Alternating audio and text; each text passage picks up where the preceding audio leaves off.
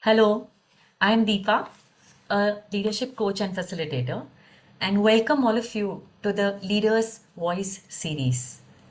So, the whole aim of the Leaders Voice series is to amplify the voices of leaders who have attained a reasonable level of success, but they've attained it with peace, with balance, with equanimity, and focusing on their inner energy. I always say that you cannot stand on one leg, which means just chasing success isn't enough. When we are grounded and then achieve success, it is far more sustainable than just chasing success. So today we have our guest, Ram, with us. Ram, welcome. Coach Ram, that's how you call yourself. Yeah, thank you. Thank you so much, Deepa. Welcome. Glad to be here. Absolutely. So, Ram and I know each other. Our journey dates back several years when we were working with the Aditya Birla Group together. And ever since then, it's heartening to see Ram's journey on where he has reached. And yet, I know that he has reached it with a lot of peace, balance, and balancing reflection, family, work, life, running, and many other pursuits which are in the pipeline actually. So, to share a bit about Ram, Coach Ram is a C suite human resources professional with an overall 2 decades of experience in the field of coaching, leadership development, talent management, and organizational transformation.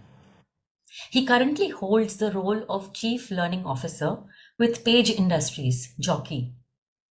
Over the years, he has supported organizations across IT, ITES, retail, and consumer product sectors. Infosys, Wipro, HP, Future Group, and Aditya Birla Group are some of the organizations he has worked for and with in different capacities. He is also a PCC level certified coach from the International Coaching Federation. His niche is career coaching and executive coaching, working with mid career professionals. He blogs regularly on LinkedIn and has been chosen as a top voice, Blue Badge, for the year 2023 and 24. Congratulations, Ram. Thank you, Deepa. Now, this is most exciting to listen to some of his accolades. Chief Learning Officer for the Year Award 2022 and 2023 by Tata Institute of Social Sciences and Leap World. ETHR Awardee for Talent and Learning Initiatives. Top 35 Young HR Leaders Award, TACME and PB Consulting 2022. Top 100 Global HR Influencer 2022 by Engagedly. Top 100 HR Professionals by Jombe LinkedIn Campus Knowledge Program. Top 10 Retail and L&D Professionals, and Top 10 Sales L&D Professionals by Transformance Forums. Wow. Wow. How does it feel listening to it from me? Right. I feel whenever I'm low on energy, I should just come and meet you and listen to the introduction. Yeah. And my heart really is filled with joy when I read, because it just, yeah, when I see or read or appreciate somebody, I think it opens my heart, and that's how I'm feeling right now. So beautiful.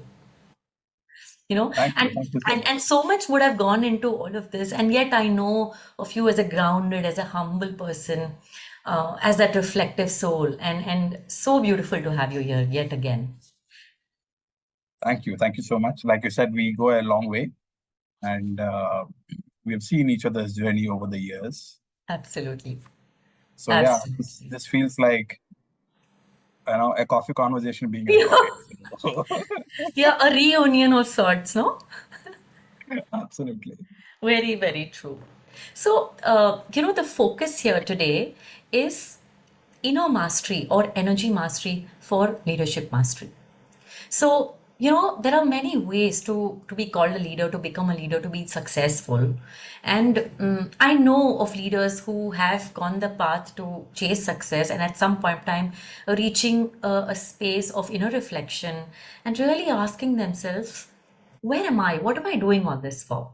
And that's the process of human development, so to say, as I've traced this in many, many leaders. What has been your journey, Ram, till date? As a leader, you mean? Yes, as a leader in achieving all these accolades and yet focusing on inner mastery and all the pursuits that you are engaged with. Yeah, like we were chatting in the pre-live uh, pre-live session. Um, all my growth, and even when I design leadership development journeys, etc., uh, everything starts from within. You are, and I like the term that you used, energy management. Um, if I go back to how I used to do a session called as team time management Yeah. back about a decade ago or 15 years ago. Now anyone comes and asks for please help us with a session on time management. I'll say that's the most useless program ever Right. because I feel it's not about time management. Yes. It's about your energy management. Yes. It's about how you choose your priorities. It's about where you invest Yes. and what you do. Is that energizing you or is that draining you? And how are you going about it? So, be it as an individual contributor at the entry level or be it at the topmost level as the head of the organization, it's all about figuring out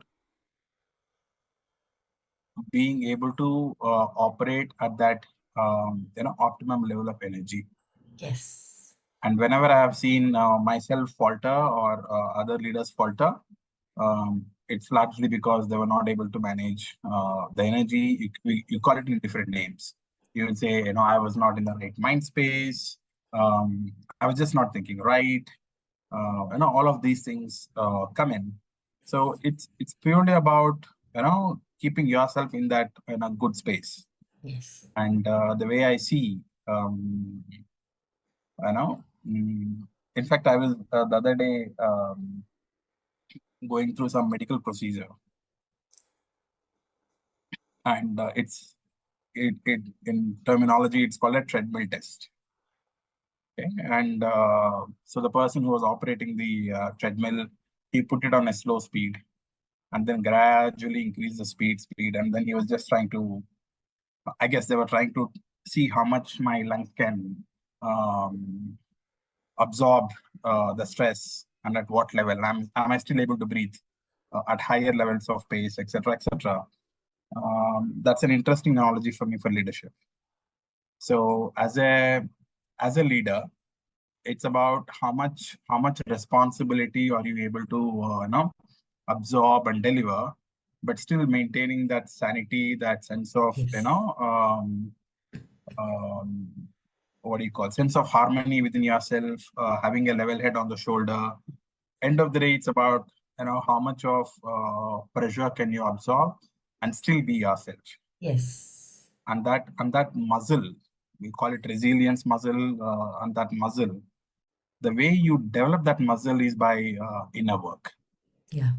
and that's at the core. So if you look at so same for me, even if you look at my journey, my growth as a leader, or for that matter any person, I think it's largely about energy management and how you build that muscle of resilience, able to absorb the pressure, etc., and grow.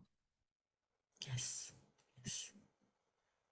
Beautiful. I totally am with you. And you being a leader in your organization, when you hold this view, it percolates to all the stakeholders that you're managing.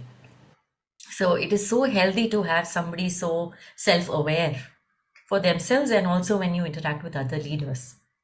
Now, when you break down energy management, and as you said, when the stress increases, can you be you? Now, there are many levels of this. One is can you when the stress increases, can you optimally operate from your body? Can you have sanity on your emotions, on your thoughts? Can you still maintain that sense of purpose when you deal with your actions? So there are many levels, and also your own energy level. So when I see it, there are five levels. One is your body, your vitality, your the emotional health, health of your thoughts or your mindset, and the focus on the purpose. So uh, so that's how I break it down. Now, what do you observe in your life or in the stakeholders? Where does the breakdown really happen in the energy? What is your observation? Uh, I think it's about emotions management. The the fa- the words that I really like around this whenever I talk about it, I use the words bubbles and blind spots. Mm, So each one of us live in our own world of reality. yeah. Uh, what we see is our reality, and we live in our own bubbles, and there are blind spots for us, all said and done. We cannot see something that others can see easily in us, um, so on and so forth. So, largely where leaders tend to falter is, we tend to operate in a certain way, and we feel it's working, and it has given us certain amount of success, and we continue that method and try to overuse that method on and on and on. It might be giving certain element of success, but it is causing a larger collateral damage to us and others around us, etc. But we are blind to it. Um, so yeah, so emotion management, the way we operate. Mm, Um, if anyone asks me, how do you operate from beginning to end of the day?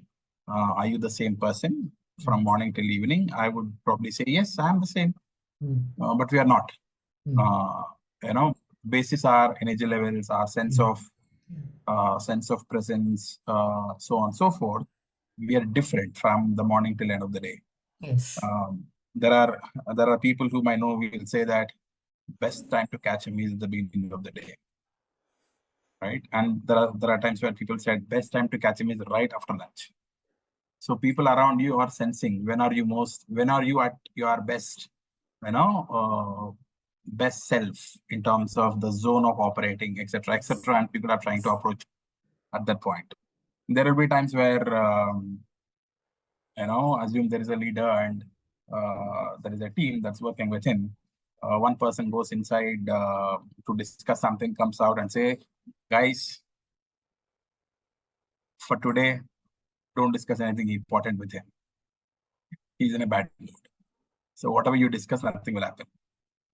So it's whether people realize it, don't realize it. Emotions play a huge role, and the way we manage our emotions plays a huge role in our effectiveness.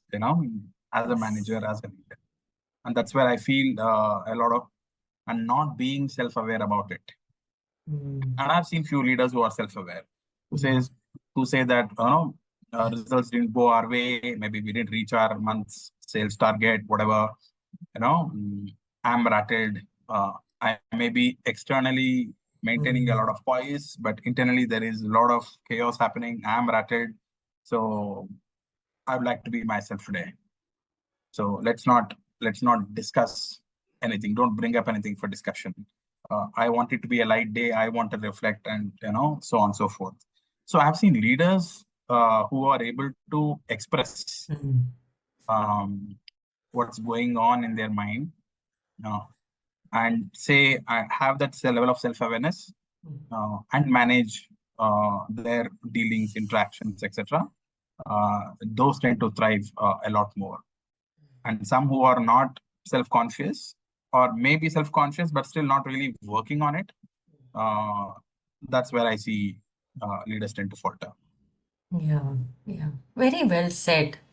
In fact, emotions, is like this pendulum. It goes from I hate you to I like you. And because it really oscillates this way, that equanimity, if it is not there. And when you said about this leader who says, I'm rattled, what did he do? He acknowledged. The moment he acknowledged, he has actually brought his awareness to the midpoint and says, right now is not a good day. So he has taken the next action. And that's exactly, and it is so beautiful that such leaders exist. I would like to really meet so many more such leaders, because if they can do it, any of us can do it. But the question, it always is that there is a stimulus, and we normally respond like a conditioning. It is fact. The pause in between almost is a responsibility that I have to then make choices and then respond. But that ability to respond, which we call responsibility, is missing. And we have to train ourselves to it. That leader that you talked about, he has trained himself to observe, which normally is missing. So we talked about emotions, being this moving from one end to the other. Uh, have you experienced a breakdown ever in your life where it caused hurt or harm to yourself or somebody else, be it professionally, personally? Of course, in a lot of situations, um,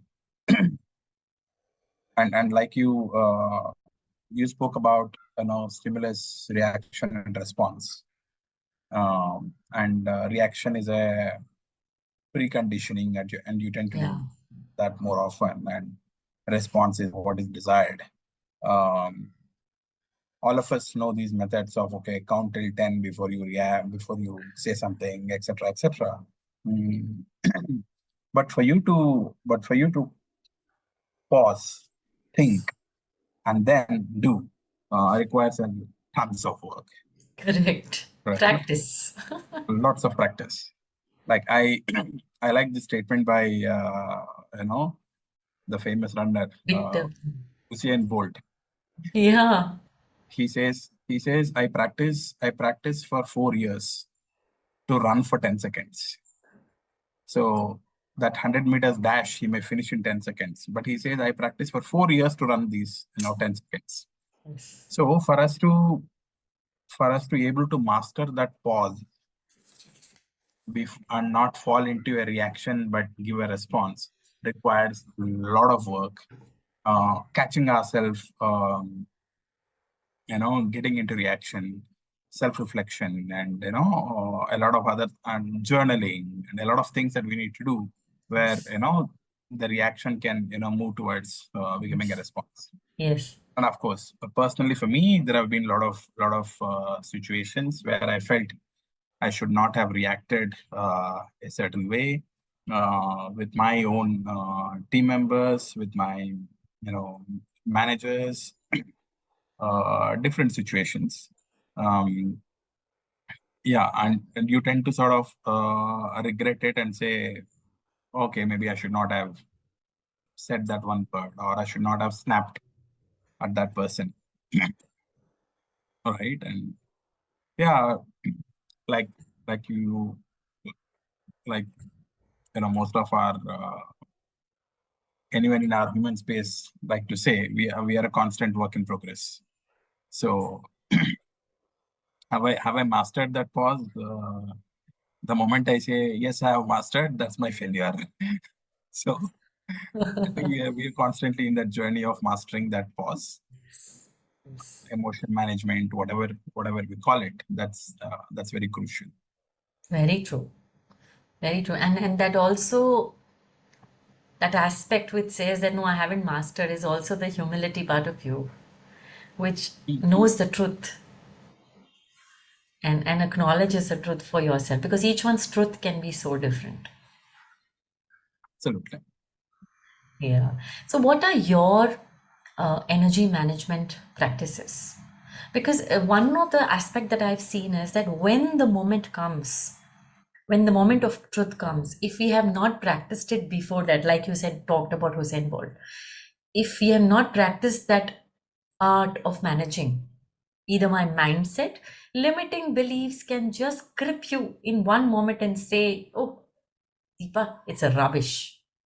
So in that moment, if I've not practiced it before, how do I recognize it in that moment? So what are your energy management practices that you do, that you continue to do?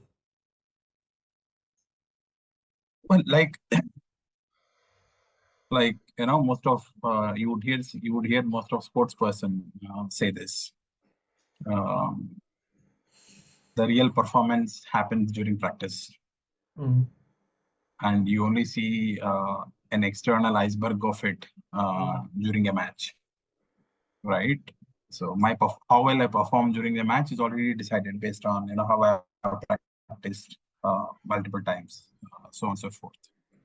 So I think it's a lot about rituals and routines that you build for yourself that sort of constantly build that muscle. It's not a eureka moment where you have arrived saying that, okay, from today I've started managing my emotions well.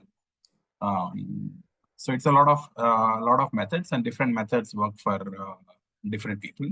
Um, so my morning jogs are one method for me. They tend to calm me and get me started for the day. I do prayer in my own form, right? The first 15 minutes quiet time once I enter office. Um, that's again conscious way of uh, not getting into reactions. Uh, yeah, so each one to its own. But for me, this physical practice, which is of my morning jog, and mentally the space of nothingness for a 15-minute window. I think that's very that works wonders for me. yeah, absolutely. And again, you spoke about mm, when you spoke about 5 levels um, in terms of health from an overall health point of view. You spoke about quality of thoughts as one of them. Yes, Um, so your ability to not think about anything for 15 minutes and just be still um, is a massive challenge. yes, absolutely. And we tend to get into a lot of distractions, a lot of ideas, a lot of excitement, so on and so forth. But ability to that's a great form of self-discipline. If you are able to shut your noise in that sense, then your true voice can emerge. And again, we were discussing about the power of intuition in our conversation earlier. Uh, if your intuition has to work, if your sixth sense, we call it sixth sense for lack Yeah. of any other word. Mm, Sixth sense is not something that will fly from somewhere. mm, mm, Uh, it's basically you're leveraging from your experience. yes. And for that to happen, you need to operate more from a subconscious Yes. mind. Yeah. And the rational mind will give you a lot of distractions, and the subconscious mind will give you magical insights, and that can happen when you can quieten your mind, and that comes with a lot of practice Yes. of doing various whatever mental health Methods. Yeah. wellness Mm, methods that yes. work for each one of Yes. us individually. Yes. Yeah. Yeah. I'm glad you are emphasizing the importance of rituals and rhythms. Because it's not rigid rules, but it's like the seasons. It's like the morning sun up, the evening moon up. It's so rhythmical, and it gives security and nourishment. Imagine if sun was not coming in the morning at that time, how insecure we as humankind would feel. So Um, it brings security to the process and to us. So rhythms actually bring that. And unfortunately, in my coaching conversations, I heard leaders saying, I don't have time. I've slept late because I had a late night call or a late night presentation, slept at 2, can't wake up in the morning, have to rush 1 hour, 1.5 hour of traffic, no time to run, no time to walk, zero exercise. And where is then the energy? So What thoughts would you have for leaders who say, I don't have time for physical activity or rhythms and routines? Yeah, that would be the most foolish thing to do, saying I don't have time for self-work. Probably the leader is still at an early stage of maturity in terms of learning. Uh, I've come across some really funny, wacky examples.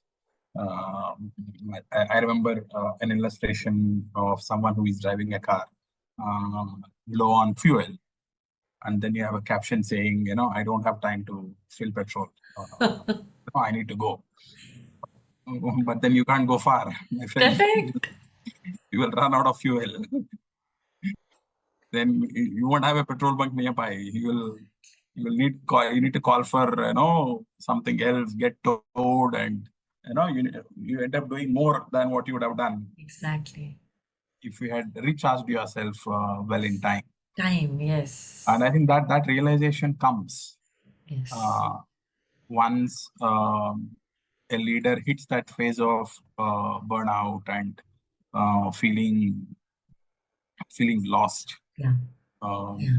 People can't put a label and can't express themselves. Yeah. But That's right. leaders go through that phase of being lost, being overwhelmed, sense Yes. of burnout. When all of that happens, and if they get into journaling as a Yes. coach, what I would definitely recommend for that particular leader is do journaling. Assess your energies at different points in the day. Yeah.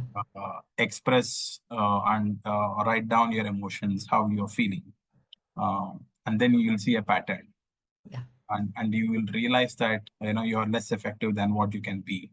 Yeah. Um, and recharging yourself can help you immensely in Yes. terms of elevating your effectiveness. Yes. Absolutely. So Yes. that's the journey that I would suggest. Yeah. Amazing. Amazing. And I really wish everybody listens to this, because here is a practicing professional who can also say that I don't have time. But it is indeed foolish, because you can go only that far. And I have seen, Ram, I've seen professionals who have hit that and they have hit the hospital bed and then realized, when there were signals that were so loud and clear, but they couldn't see it. They thought they can overcome all of that and do what they want to do. The ego at play, and then at what cost? So there is a cost we pay to not managing our energy, and sometimes it can get very expensive. And it's like I always say, when your energy drains, it's not a cut where blood oozes. But when that energy drains, it can really be more expensive than that cut, to which, band-aid could have been put. But this cut can be, you can't revoke it back. There is a price. Hmm. So yeah, that's my purpose in life, to raise consciousness, to really make people realize, leaders realize that stay rhythmic, man, like you said, look at the body, look at your vitality and energy at different points of time in the day. Check into your emotion, check in your mindset, see if there's a pattern. And the other one more thing that I see is that stay connected to, why am I doing what I'm doing? What's my purpose of doing whatever I'm doing? If there's no purpose, there is no meaning in living. Soon you will hit a roadblock. Purpose, I feel, is a fairly misunderstood Correct. term. Um, Honestly, if you ask me, our purpose keeps changing a lot. Um, there's no one who feels that they don't have a purpose, barring those moments of despair where you get into existential questions of why am I here? Why am I alive? And those are moments when you're absolutely out. But beyond that, everyone is driven by something, Mm. and you label it as a purpose. Um, but for me, the catch is still, like you said, consciousness. Yes. Um, why am I not seeing the signals? Yeah. Why am I ignoring the signals? Mm. Why is my ego overpowering those signals? Yeah. and makes me feel that I'm a superhuman and I'll achieve this and things can happen to others but not to me. All of that is because I'm not reflecting. I'm not journaling. I'm not reflecting. Self-reflection is not happening, and hence consciousness is not there. It's only a rational planning and chasing those goals, and that's what is happening. Yeah. Um, but a self-reflection and acknowledgement of what I'm going through is not happening. When I hit the hospital bed, or when I'm told that you need to see a therapist or a counselor or whatever, or I myself feel jaded, less effective, etc. That's when you that's when you start noticing, and then you feel like, okay, fine, I give up. I let my ego down. Uh, I'll seek help and get the help that I need. Yeah. Yeah. Absolutely. Very right. Consciousness, awareness, reflection is what I take away from what you shared. Wonderful. I think we've discovered many facets of mastering your energy. To just sum it up, if you would like to share a few closing thoughts or comments, so that people who are listening to it really get the whole value of energy management to really do well in life. Yeah. So in Hindu terms, we call it sadhana. Mm. So it's a it's an everlasting, continuous process of um, journey towards excellence, right? So you're constantly, like how I would relate it to how you do a weight training, right? Strength building and weight Yeah. training. You Yeah. start with a 2 kg dumbbell, and then you go to a deadlifting, 60 kgs and 70 kgs, whatever, Mm. whatever.